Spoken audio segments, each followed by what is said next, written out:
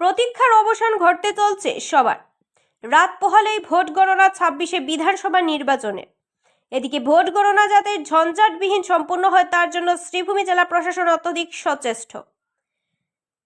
ত্রিস্তরীয় নিরাপত্তা ব্যবস্থা রয়েছে। কড়া নিরাপত্তার মধ্যে গণনার কাজ হবে। এদিকে শান্তি শৃঙ্খলাভাবে গণনার কাজ শেষ হয় তার জন্য জেলা প্রশাসন করা নিয়ম নীতি বেঁধে দিয়েছেন। 163 ধারায় নিষেধাজ্ঞা আরোপ করা হয়েছে। এমনকি 100 মিটার ব্যাসার্ধ এলাকায় জমায়েত নিষিদ্ধ। 5 বা ততোধিক ব্যক্তিগত যানবাহন প্রবেশ নিষেধ রয়েছে 100 মিটার ব্যাসার্ধের মধ্যে। কোনো লাউডস্পিকার বাজানো বা বাজি পটকা ফোটানো নিষিদ্ধ 100 মিটার ব্যাসার্ধর মধ্যে। অন্যদিকে উত্তর করিমগঞ্জ, দক্ষিণ করিমগঞ্জ ও রামকৃষ্ণনগর সমষ্টির গণনা কাজ যেখানে 14টি টেবিলে হবে, সেখানে পাথারকান্দি বিধানসভার গণনা কাজ হবে 12টি টেবিলে। কিউআর কোড স্ক্যান করে প্রবেশ করতে হবে। তাই সব মিলিয়ে অত্যন্ত প্রহরীর মধ্যে ভোট গণনা হচ্ছে তা উপলব্ধি করা যায়। এদিকে ইভিএম বন্দী প্রার্থীদের জয় পরাজয় নিশ্চিত হবে কাল ভোট গণনার শেষে। শহরের অন্যতম ব্যস্ত গুরুত্বপূর্ণ সড়ক সেন্ট্রাল রোডের বর্তমান অবস্থা অত্যন্ত শোচনীয় হয়ে উঠেছে। দীর্ঘদিন ধরে সংস্কার ও রক্ষণাবেক্ষণের অভাবে রাস্তাটি এখন কার্যত চলাচলের অযোগ্য হয়ে পড়েছে। ফলে প্রতিদিন চরম ভোগান্তির শিকার হচ্ছেন সাধারণ মানুষ থেকে শুরু করে ব্যবসায়ী ও শিক্ষার্থীরা। স্থানীয় সূত্রে জানা গেছে, রাস্তা জুড়ে অসংখ্য ছোট বড় গর্তের সৃষ্টি হয়েছে। সামান্য বৃষ্টিতেই এসব গর্ত পানিতে ভরে গিয়ে আবারও বিপজ্জনক হয়ে ওঠে। অনেক ক্ষেত্রেই গর্তের গভীরতা বোঝা যায় না, ফলে প্রতিনিয়ত দুর্ঘটনার আশঙ্কা থেকে যাচ্ছে।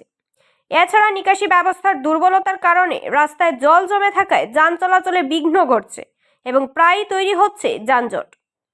এলাকার ব্যবসায়ীরা জানান, এই রাস্তার বেহাল অবস্থার কারণে ক্রেতাদের আসা যাওয়ায় প্রভাব পড়ছে, ফলে ব্যবসাও মার খাচ্ছে। অপরদিকে প্রতিদিন এই পথ ব্যবহার করা শিক্ষার্থী ও অফিস যাত্রীদেরও সমস্যায় পড়তে হচ্ছে। স্থানীয় বাসিন্দাদের অভিযোগ, একাধিকবার সংশ্লিষ্ট দপ্তরে দৃষ্টি আকর্ষণ করা হলেও এখনো পর্যন্ত কোনো কার্যকর উদ্যোগ নেওয়া হয়নি, ফলে ক্ষোভ বাড়ছে সাধারণ মানুষের মধ্যে। এদিকে শহরের এত গুরুত্বপূর্ণ একটি সড়কের এই অবস্থা নিয়ে প্রশ্ন উঠছে প্রশাসনের ভূমিকা নিয়েও। দ্রুত সংস্কারের দাবি জানিয়েছেন এলাকাবাসী। তাদের মতে অবিলম্বে সড়ক মেরামত ও নিকাশি ব্যবস্থার উন্নয়ন না করা হলে পরিস্থিতি আরো ভয়াবহ আকার ধারণ করতে পারে। নমস্কার, আপনারা দেখছেন স্কাই টিম বাংলা। সাথে রয়েছি আমি হিরোমিল লস্কর। আমরা এই মুহূর্তে রয়েছি শিলচর সেন্ট্রাল রোডের তোমরা সিনেমা হলের পাশেই। আপনারা দেখতে পাচ্ছেন আমার যে পিছনে যে সারসারি যে লাইনটি রয়েছে, দীর্ঘদিন থেকে এখানে রাস্তাটা অবস্থাটা বেহাল হয়ে পড়েছে। আমরা বিভিন্ন জায়গার রাস্তার যে বেহাল অবস্থা তুলে ধরার চেষ্টা করি আমরা স্কাই টিম বাংলার মাধ্যমে, এবং এলাকা থেকে আমাদের বিভিন্নবার ফোন এসেছিল যে রাস্তার বেহাল তুলে ধরার জন্য। আমার যিনি সাথে সাহায্য করেছেন ওনাকে বলবো কিছু দৃশ্য তুলে ধরার জন্য। যে রুটটি দেখাচ্ছি আপনাদেরকে, এই রুটটির বেহাল অবস্থা, এবং আমরা স্থানীয়দের কাছে জানতে পারলাম বৃষ্টি দিলে কিন্তু এই রাস্তার অবস্থাটা কিন্তু আরো বেহাল হয়ে যায়। প্রতিদিন ই রিক্সা বা যারা ইলেকট্রিক অটো রয়েছে অটোগুলা কিন্তু এখানে পাল্টে খেয়েছে এবং প্রতিদিন রাস্তার সমস্যার সম্মুখীন হন। আমরা আমাদের সাথে যোগাযোগ করেছিলেন, অনেকে মেসেজ করেছিলেন যে সেন্ট্রাল রোডের যে জায়গাটি রয়েছে, সেন্ট্রাল রোডের জায়গাটি তুলে ধরার জন্য। আমরা সেন্ট্রাল রোডের এটা গুরুত্বপূর্ণ রাস্তা, এই রুট দিয়ে শহরের মেইন যে পয়েন্টের রাস্তা। আমরা স্থানীয় যারা আছেন তাদেরও মতামত নেওয়ার চেষ্টা করবো। আপনারা দেখতে থাকেন স্কাই টিম বাংলা। এক মাস থেকে রাস্তাঘাটে অবস্থা এরকম ভাঙ্গা রুঙ্গা, ইলেকশনের আগে থেকে বড় বড়, যেমন দুদিন বৃষ্টি দিয়েছে, বৃষ্টির মধ্যে টুকটুকি 3-4টা উল্টিছে, পাল্টে গেছে, গাড়ি মানুষ যেতে পারে না, খুব প্রবলেম হয় জায়গাটাতে। একটা অ্যাম্বুলেন্স বালা দিকে যেতে পারে না, আর পাল্টে খাইলে দেরি হয়ে যায়। মেইন রোড এটা বহুত প্রবলেম, এটা তো নিয়মে ঠিক করা উচিত আসলে। জাম তো সবসময় জাম থাকবে, গাড়ি ঘোড়া সবসময় জাম থাকে। প্লাস একটা অ্যাম্বুলেন্স কিন্তু পালা দিকে যেতে পারে, বৃষ্টি দিলে আরো বেশি কষ্ট হয়ে যায় গাড়ি ঘোড়া চলাচল করতে। আর তার লিগা মানে যত জলদি হয় মানে এটা করলে ভালো আছে। আর উঠে গেলে কালকেও একটা মানে প্যাসেঞ্জার অটো উঠে গেছিল, বাচ্চা লয়ে আসলো, বহুত কষ্ট করে বাইর করা হয়েছে। যদি একটু বেশি দূরে ফটো তো বাচ্চাটা ক্ষতি হইতে পারলো না, প্যাসেঞ্জার ঢুকলে বাচ্চা এরা সবারই। তার কারণে মানে সরকার দিয়ে বিনতি আমরা যে একটু কাজটা জলদি করতো, রাস্তাটা একটু ঠিক করে দিত, এটাই আমরা অনুরোধ। গভর্নমেন্ট দেখেন না রাস্তাগুলো খারাপ, আমরা অটো চালাতে কত কষ্ট হইতেছে।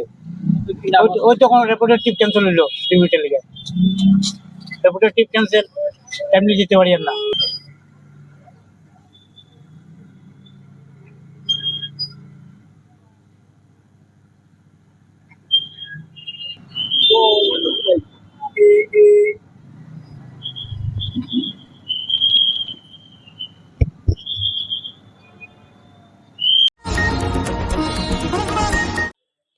নেশাজাতীয় দ্রব্যের বিরুদ্ধে কাছাড় পুলিশের 24 ঘন্টার মধ্যে ফের এক সফল অভিযান। কাছাড় জেলার জিরিঘাট থানার অন্তর্গত জিরিঘাট গেটে 1 কেজিরও অধিক ইয়াবা ট্যাবলেট সহ 2 পাচারকারীকে গ্রেফতার করে 38 আসাম রাইফেল এবং কাছাড় পুলিশের যৌথ বাহিনী। 38 আসাম রাইফেল এবং কাছাড় পুলিশের লক্ষ্মীপুর সমজেলার পুলিশ সুপার পৃথ্বীরাজ রাজখোয়ার নেতৃত্বে চলা অভিযানে বিরাট সাফল্য। জিরিঘাট থানার অন্তর্গত জিরিঘাট গেটে সন্দেহজনকভাবে ঘোরাফেরা করা 2 যুবককে তল্লাশি চালিয়ে 1 কেজিরও অধিক নেশাজাতীয় ইয়াবা ট্যাবলেট জব্দ করে যৌথ অভিযানকারী দল সঙ্গে আটক করা হয় 2 পাচারকারী ব্যক্তিকে। বর্তমানে এই 2 পাচারকারীর বিরুদ্ধে একটি এনডিপিএস মামলা নথিভুক্ত করে অধিক তদন্ত চালাচ্ছে কাছাড় পুলিশ। পুলিশ সূত্রে জানা গেছে জব্দকৃত মাদকদ্রব্যগুলির বাজার মূল্য প্রায় 1 কোটি টাকারও অধিক হবে। মাতৃভাষা আন্দোলনকে জাগ্রত রাখতে হলে ইউ সমাজকে এগিয়ে আসতে হবে। 61 ভাষা আন্দোলন গোটা বিশ্বকে নাড়িয়ে দিয়েছিল, তাই শুধু 19শে মে আসলেই নয়, ভাষা চেতনা সবসময় থাকতে হবে। এইভাবে নিজের অভিমত ব্যক্ত করেন 61টির ভাষা সেনানী সতু রায়। সুলেখা দত্ত চৌধুরীর পৌরোহিত্য 3 দিনের অনুষ্ঠান সূচি তুলে ধরেন আয়োজক কমিটির পক্ষে অরূপ রায়, অর্চনা দত্ত। কর্মসূচির মধ্যে থাকছে শ্রীভূমিতে চেতনার 19 উপলক্ষে 3 দিন ব্যাপী নানা অনুষ্ঠানের আয়োজন করা হয়েছে। 17ই মে অঙ্কন প্রতিযোগিতা, আলোচনা সভা, সাংস্কৃতিক অনুষ্ঠান। 18ই মে 19-এর পথ চলা শম্ভুসাগর উদ্যানের জাতীয় শহীদ বেদির প্রাঙ্গণ থেকে চেতনার যাত্রা নেতাজি সুভাষচন্দ্র বসুর মূর্তির পাদদেশে সমাপ্ত। 19শে মে শহীদ বেদিতে পুষ্পস্তবক ও সন্ধ্যায় প্রদীপ প্রজ্বলন উপলক্ষে 17 মে রবিবার অঙ্কন প্রতিযোগিতা নতুন প্রজন্মের শিশুদের মধ্যে এবং বিকেলে একটি সাংস্কৃতিক অনুষ্ঠান রাখার চেষ্টা করছি। পাশাপাশি যদি ভাষা সংগ্রামে যুক্ত আমরা যারা ছিলেন তাদের মধ্যে যদি কাউকে আমরা পেয়ে থাকি তাহলে তাদেরকেও আমরা সম্মান জানাবো। এইভাবে আমাদের আজকের এই সভা শেষে সিদ্ধান্ত হয়েছে 19-এর পথ চলাটা কিভাবে করা যায়। আমরা এই 19-এর পথ চলার 18 তারিখ 17 তারিখ যাতে সবাই অংশগ্রহণ করেন এবং মাতৃভাষার প্রতি শ্রদ্ধা জানান, শিল্প সংস্কৃতি রক্ষা করেন, এই আবেদন জানাচ্ছি সবার নিকট। ধন্যবাদ। আজকে আমাদের এই সভার শেষে যেটা 19শে মের দিনে আমরা কি ধরনের অনুষ্ঠান হবে আমাদের 17, 18 এবং 19 তারিখ সেটা নিয়েই আলোচনা ছিল বিশেষভাবে। আমি অরূপদা যেহেতু সবকিছু বিস্তারিত বলেছেন, তারপর আমি শুধু একটা কথাই বলতে চাই, এই যে 17, 18, 19 তারিখ যেই আমাদের কার্য ব্যবস্থা থাকবে, এখানে কোনো অনুষ্ঠান আমি বলাটা ভুল হবে। এখানে আমাদের সবাদের দায়িত্ব কর্তব্য আমরা সবাই এই অংশগ্রহণ করব এবং আমাদের নতুন প্রজন্মের যারা বাচ্চারা আছেন, কচিকাচারা আছেন, সবাইকে যাতে নিয়ে আমরা এখানে উপস্থিত হই। কারণ তারাও বুঝতে হবে যাতে কিসের জন্য বরাকভ্যালিতে আমরা গর্বিতভাবে বাঙালিরা বাংলা পড়তে পারছি, স্কুলে বাংলা নিয়ে চর্চা করতে পারছি, অফিস আদালতে আমরা বাংলা ভাষায় পিটিশন লিখতে পারছি। এই যে গর্বময় আমরা বাঙালিরা গর্বিতভাবে আজকে এখানে আছি, সেটা এই যে আমাদের বীর শহীদ যারা ছিলেন ওনাদের অবদানের খাতিরে হচ্ছে ব্যাপারটা। তো এটা নিয়ে কচিকাচাদের এটা জানা উচিত, ওনাদেরকে নিয়ে আমরা পথ চলাতে থাকবো সবাই মিলে। আমার সবার কাছে অনুরোধ থাকবে, আমাদের শ্রীভূমিবাসী যারা আছেন, বরাকবাসী যারা আছেন, সবাইকে এই দিনে পথ চলাতে সবাই আপনারা অংশগ্রহণ করুন। আমরা সবাই থাকবো, ওনাদেরকে শ্রদ্ধা জ্ঞাপন করে আমরা ওনাদের যেই বীরত্বের কাজ করে গেছেন আমাদের সবার জন্য, নতুন প্রজন্মের জন্য, ওনাদেরকে শ্রদ্ধা জানিয়ে আমরা সেই 3টা দিন পালন করব। আপনারা সবাই এখানে উপস্থিত থাকবেন। ধন্যবাদ। কিন্তু শহীদরা যে জন্য তারা শহীদ হয়েছিলেন ভাষার অধিকার রক্ষার জন্য, সেই অধিকার রক্ষার জন্য আমরা পরবর্তী সময়ে কি করেছি, এই প্রশ্নগুলি আসবে।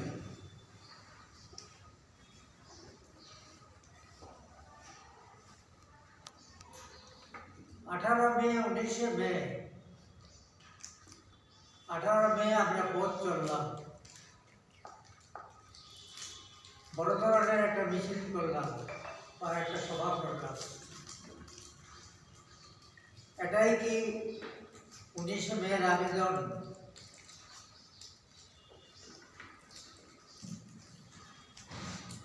শহীদরা তাদের টুলেকে বলি দিয়েছিলেন আমাদের আগামীকালের জন্য।